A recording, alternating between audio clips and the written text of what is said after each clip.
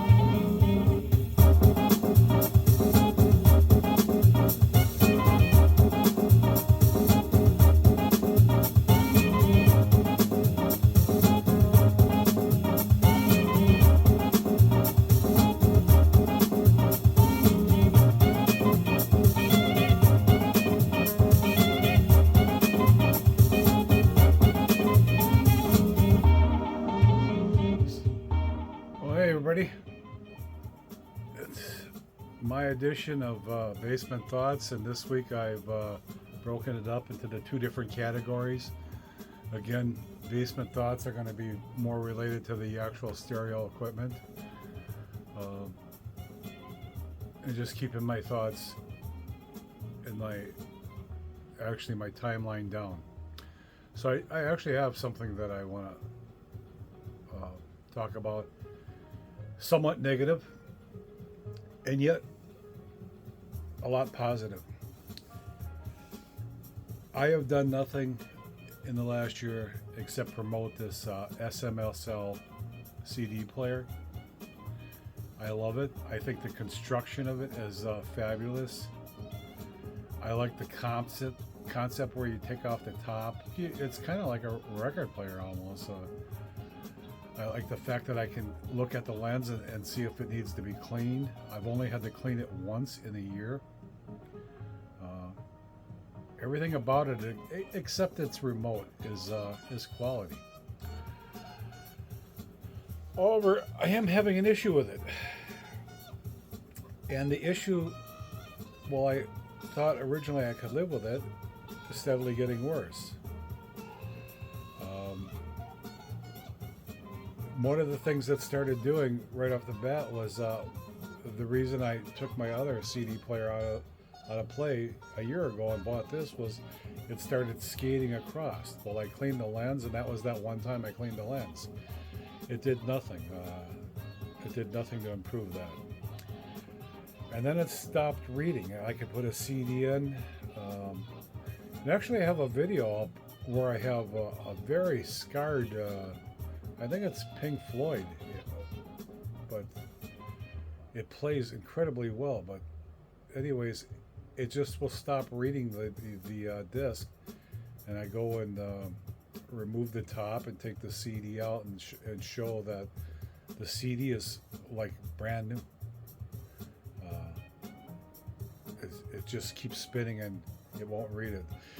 Those videos are private, so they're up on YouTube because they were so lengthy. That was the only way I could get them over to SMSL. So therein lies the problem. And there'll be a point to this at the end. Besides complaining, it's really not just a complaint. I will start off with this. There's a new CD player coming out that's SACD. I do not own any SACDs. I've never stumbled across any SACDs. Even on this one, this is MQA, which is just more bits. It's a version that allows more bits to be interpreted and get a cleaner, more defined sound. When I I intentionally purchased that one 4-play CD and put it on there. It was clean. I can't say that it was any cleaner than any other CD that I play on there, but a special light lights up and it shows you that you are in fact being read as MQA. So I had the SACD before this. And while I didn't own any SACDs, the player played warmer. I mean, it was a nicer sounding CD player. So I was kind of excited to hear that this company was coming out with a SACD player.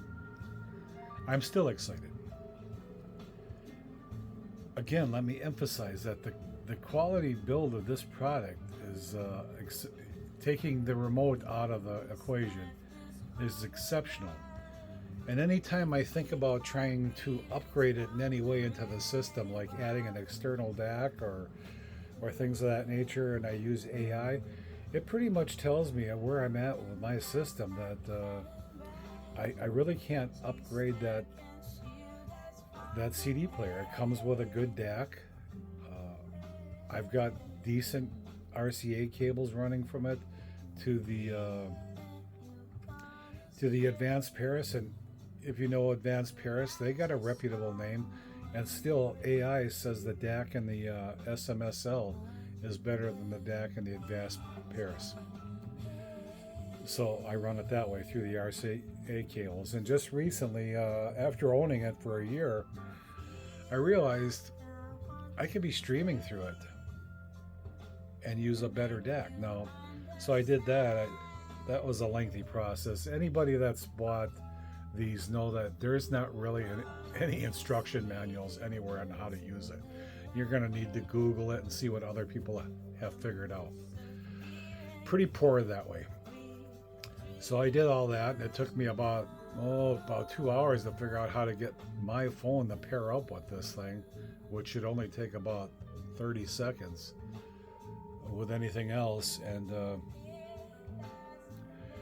I didn't really notice that much of a difference there. And I don't know even if I notice a difference using the RCA cables and using their DAC. I haven't done it in so long, I'm just used to it. But anyways, this thing is not reading.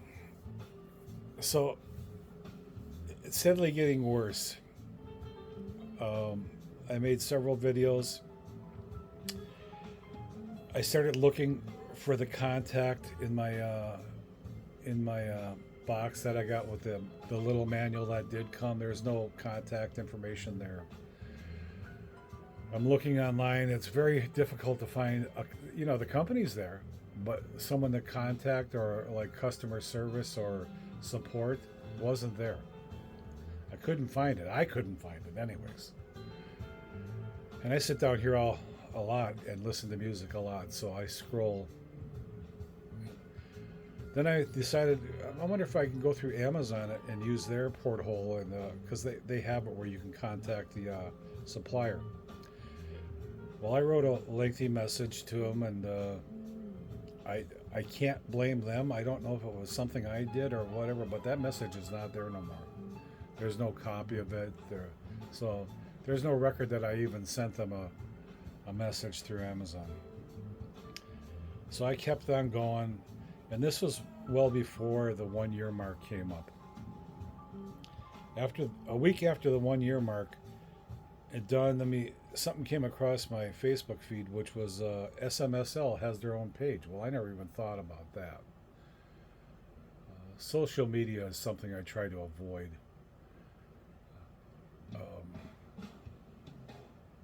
So I that's where I found out that the new CD was coming out, and I got excited about that. And then I inquired about, hey, is there any way I'm having an issue with my current CD player? And they wanted to go private, so we went through Messenger. I'm sorry, I need to back up as usual. I did find somebody eventually. I was going to just say her name, but I didn't. I don't want to do that. I made contact with this person. She asked me for information and videos. I couldn't get the videos to her.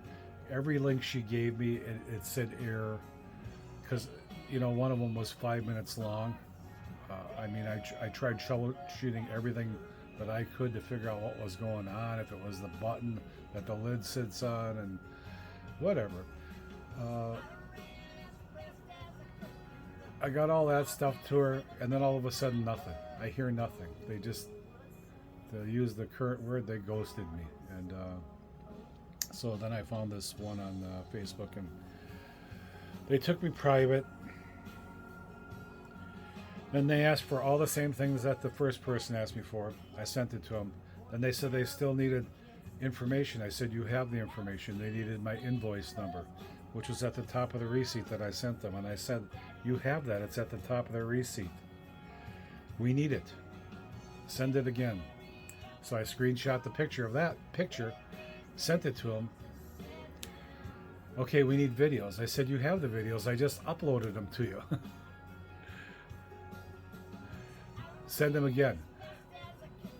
Okay, so you're telling me that you're not reading this stuff. You're just going through your paces.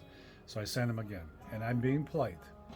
And I have a short trigger. I admit that. And the F-bomb will come out of my mouth faster than spit. We get past all that, and they said, okay, we're going to forward this. That person contacted the technical department while I was doing all this, and they confirmed that, yeah, there's a reading error problem, and it's a known problem. So she advances me and said to look for an email. Well, I got the email about 2 minutes later. So I write back to him, and I said, okay, so can you send me an address to where I can send this to get fixed? And they write back and tell me, well, first it would be helpful if we knew what the problem was, and if you could send some video of this. And I have these emails. I can print them out. I can prove them. So what I'm saying is not something that they didn't do. And I said, you have all that information. Why don't you go back and talk? Actually, what I said was, you have all that information, and I feel like right now you're trying to upset me. You have all that information. Go back and talk amongst each other. And then I wrote the other person back, and I said, why would you forward my case and not the whole file over? Are you trying to upset me? Because this will be the 4th time I've done this. The 4th, not the 3rd, the 4th. All this information. They write back, they contacted you. They told you where to send your stuff. Yeah, they did. They came back right after that and contacted me and told me where to send my stuff. They told me I was responsible for the shipping charges to China,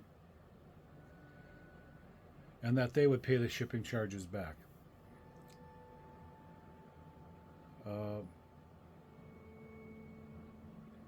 Which, I mean, this started before it was a year. I feel that shipping charges should have been on their end, not mine. This is a product that they're warrantying for 2 years, and they have a known problem. So, yeah, they upset me. I don't think that I said anything derogatory at that time, other than the fact that, this is just a bunch of BS. This should be handled. Since then, I went to Amazon, and you know how you can find the same product as you scroll down, the same identical product in a bunch of different spots, but it'll have different amounts of reviews for the same product and different ratings. So I started looking through those, and that's when I realized they have a known reading problem. They're just burying it. They'll put the advertisement up again and start a new following and get people to say, oh, this is good, this is a great product, and until they get a number of those that say, hey, this has got a reading problem, this has got a reading error. I am not here to tell you not to buy this product, because I think that it's made well. It looks beautiful. They could improve the remote. It just had a problem. Where the frustration came in was dealing with lazy people that don't want to do their job and can't read. I was a service technician for way too long. I've had to hear everybody's complaints when I was at a machine and listen to them nicely. And listen, I had to pay attention. And I expect that from everyone else. Not just pass the buck and do as little as possible and try to piss them off. So what I'm suggesting to you is that the new SACD is coming out. I'm sure it's going to sell. I would suggest that you buy the extended warranty from Amazon so you can avoid all this. Because am I going to buy their product? Yeah, I'm going to buy the product. In the price range that this thing is sitting at, there is nothing that competes with it. Am I going to pay $70 to $100 to ship it back? I don't know. First of all, I can't decipher the address, so they don't really have zip codes over there, so it doesn't make it easy to calculate, and I'm not familiar at all with international shipping, so I guess I will try to box it up, take it over to UPS and FedEx and get estimates. If it's $50, yeah, I will ship it back and get it fixed. But it just irks me that I have to go this route. And probably it's not the actual money, although that shouldn't even factor in. If you got a product and you warranty it for 2 years, you should cover that. It's the representation that they have that made it that much more difficult and can just simply anger you and put you in a place where you don't want to be. So if you buy the product, take out the extended warranty, wait for the product to come on sale at Amazon's Black Friday or whatever sale they have and drops in price, and then take that extra money that you saved and put it towards the longest warranty you can have, and because I don't know if they fixed that problem, because I still see people that are still getting error messages from it won't read the disk. And I'm talking about good discs here. I'm not trying to get anything past them. I actually went out and pulled the disc up again. I'm just summarizing here, but so I like it. I will buy another one of their products, but I'm going to get the Amazon warranty so that I don't have to deal with it. And if that product breaks down within a year, then I've learned my lesson, right? Strike one, nobody's fault, I guess. Strike two, if I buy another one, then it's my fault. But that's Basement Thoughts for this week. It's already longer than I wanted it to be, but that's my warning to you. If you're going to buy this, I know you can buy it directly from them and they'll give an extra year of warranty, but you have to pay for shipping. You have to send it back to China. They're not going to send it back to you. What they're going to do is take one out of Amazon stock, ship it to you, and they don't have to incur that price. They'll send a whole crate of these things over, a whole shipping container full of them over. But you are going to pay the price for sending one back. So take out the warranty. All right. Hopefully next week. Oh, let me address one more thing too, because it is Basement Thoughts and it's about the stereo. So I did get not a derogatory. It's never good to get an opposing opinion when you're just trying to do something to help people. I'm not trying to persuade anybody to buy this, buy that, do this, that. But this came on with the REL sub when I did my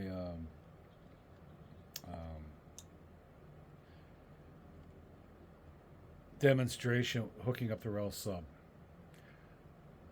So this is me, and this is my fault. And the person didn't like the way that I didn't separate the 290-second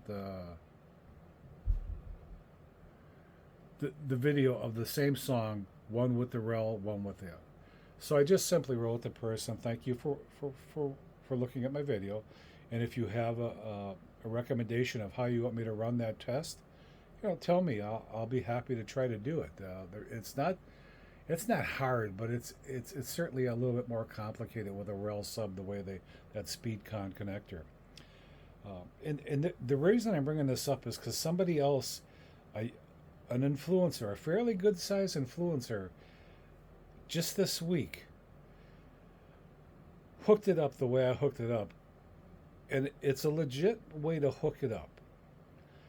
But if you give me even three choices, I'm going to start out with in my mind, the exact worst first. In this case, we had two choices, and that's what I did. I hooked it up to the second choice, even though I watched 10 videos that told me how to hook it up, which was on that test. I hooked the two positives to the left and right channel, and then I grounded out the ground. So I literally took the screw off the advanced Paris and grounded it to the chassis of the advanced Paris. But then one day I noticed later on, I did the test, and you can hear it play down here. So you could hear it play. But I was playing around with some stuff and moving stuff, and I went to feel. I noticed that the standby light hadn't lit up to a blue, which means it's getting a signal. So I was playing with that, and I turned up the volume, and I turned up the gain, and I turned up the volume on that, and I couldn't get this thing to activate. So on this particular song, so I called up Dedicated Audio in Arizona, and I keep telling you about this company. They're the ones that sold me the Advanced Paris. They sold me the Rail Sub. Talking to Andy, he's thinking we need to return the sub. But he said, just do me this favor. Tell me how you got this hooked up. So I told him how he hooked up, and he said, while that is one way of hooking it up, the best way is to hook the negative to the negative binding post of the speaker. Any one of the ones that you have the positives hooked up to. The moment I did that, I felt completely stupid, and because I watched plenty of videos that told me that, but the directions gave me that option, and that's the way I went, and boy, that sub came alive. It used to be over in the underneath the to the right there. There's a ledge there. There's like a bar. It used to be under there to get the bass. Now I can pull it out in the center of the floor and highlight it like a big cabinet piece of wood that I like looking at. So to me, there was a big win on this, and that's why I keep telling you about Dedicated Audio, because you get people that work with it every day. Every day, they're not at a switchboard. I have nothing bad to say about Crutchfield, except for that I know that since I've only bought from these couple of places, that Dedicated Audio has the working knowledge of it every day. Not sitting on a switchboard waiting for a call to come in. They're actually on the floor selling this product. And he was able to troubleshoot this in a minute. And once I did that, I felt stupid. And I had a problem with my Advanced Paris one time, and within 5 minutes, he had it all worked out. That's a whole nother long story that I ended up screwing Waxwing over with, and I still have yet to put a Waxwing in my system, and I'm highly recommending Waxwing phono amps to you if you need a phono amp for your record player. Get a Waxwing, spend the money. God damn, these things get long. So that's my problem. I went into a couple things, so I addressed that guy's issue. If you want me to do this in a different way, go ahead. But you can, if I run a 90-second video, which is always how I do it, and I pause it there and then make the changes, just because you didn't see the changes, if you can't hear the difference, then this offers you no value. Don't buy the product. And that's all I'm doing. I'm not telling you whether to buy it or not buy it. I'm telling you if I hear the difference, and or if anybody else, like on the Rel Sub, and the power cord. I got my wife down here who is brutally honest with me, and to the point where sometimes it angers me because it's my hobby and I get butthurt. But those were massive changes in my system.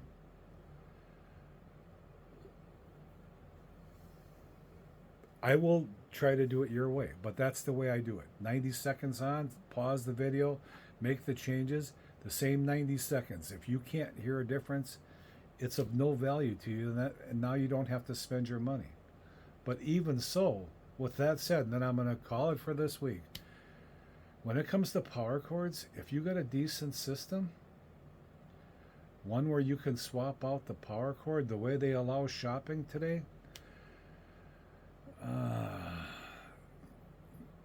especially if you're into, well, it doesn't matter what you're into, because a magnet has to stop and start on a dime, and it has to duplicate, the speaker magnet has to duplicate many sounds, unless it's, well, even the bass, it still has a variety of sounds it has to duplicate, and it's got to do that with its movements back and forth. So you need all the power you can get into your amp, and more than 16 gauge speaker wired to your speakers. That's just logical. If you were a technician or electrician at anything, I don't even see how you can be an engineer and come on YouTube and say that it does not make a difference. That's, if you even look at electrical books and study electricity, when you get to length, you start losing power. So you need more power to. This is getting lengthy and off track. Buy the warranty. It's not the product, it's the people. The people suck. And I see that everywhere. There's too many of us on this earth, and they don't have to care about 100 people, 1,000 people. Maybe they'll start paying attention if 10,000 people do it, but 10,000 people can't get together on anything right now. It may be never in my life. So get the warranty, save yourself some hassle if you buy this product, and then you can just ship it back to Amazon and get a new one. And then you start all over 2 years from that one. And then you can ship it back if it breaks down again. And then shame on you. Take care, people.